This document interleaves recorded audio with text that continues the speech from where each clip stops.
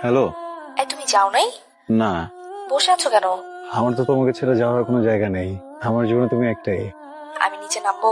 পারবা? বাবা কিছু বলবে না? আমি ম্যানেজ করছি। তুমি এত পাগল কেন? তোমাকে অনেক ভালোবাসি। এসো না। এখন চলো। আরে তুষার ভাইয়া, আপনি এখানে? আমার অফিস এটা। চলেন না কফি খাই, একটু কোথাও বসি। হ্যাঁ, বসা যায়। তুই দাঁড়ান, আমি বাইকটা নিয়ে আসি। ওকে। ভাইয়া, মিথিলার কি খবর?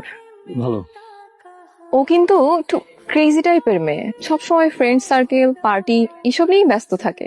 আপনি তো একদমই এমন না, আপনি তো অনেক সোবার এন্ড ডিসেন্ট টাইপের একটা ছেলে। ওকে ম্যানেজ করেন কি করে? ভাইয়া, আমার কি মনে হয় জানেন, আপনি না এর চেয়েও ভালো ডিজার্ভ করেন। Excuse me,